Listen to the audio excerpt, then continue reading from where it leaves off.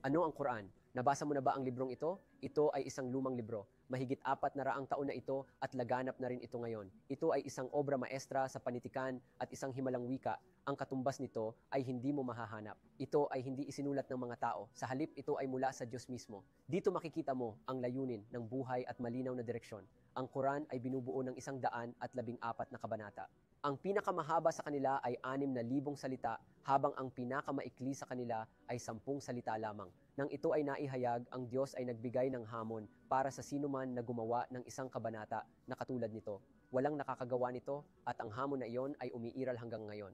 Ang Quran ang pinakabanal na aklat para sa mga Muslim. Dahil ito ay kapahayagan ng Diyos, ito ang pinakamahusay na pinagmumulan ng patnubay at batas.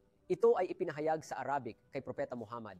Sumakanya nawa ang kapayapaan sa pamamagitan ni Anghel Gabriel, ang parehong anghel na nagpahayag ng Torah kay Moises at ng Ebanghelyo kay Jesus. Ngunit hindi ito inihayag ng sabay-sabay. Sa halip, ito ay naihayag sa loob ng 23 taon. Ang pangunahing mensahe ng Quran ay ang kaisahan ng Diyos. Ngunit ang Diyos ay nagsalita din ng mahaba tungkol sa pagsamba, mga kwento ng mga naunang propeta, mga aral na natutunan mula sa kanila, moral, kagandahang asal, ang gantimpala at kaparusahan sa kabilang buhay. Kahit na ang Quran ay ipinahayag sa Arabic sa gitna ng Arabian Peninsula, ang mensaheng ito ay universal at para sa lahat ng panahon, at para ito sa lahat ng tao, sa lahat ng etnisidad, sa lahat ng background. Makinig sa sinasabi ng Diyos na makapangyarihan sa lahat tungkol dito.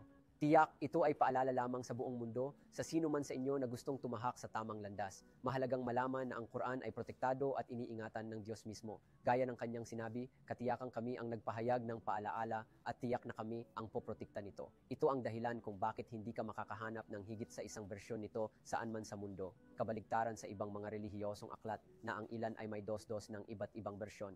Ang Quran sa kabila ng haba nito ay may milyon-milyong tao sa buong mundo na kabisado ang lahat ng ito, cover to cover. Meron itong mga pagsasalin sa halos lahat ng wika at matatagpuan sa mga bookstore sa buong mundo. At syempre, ang internet.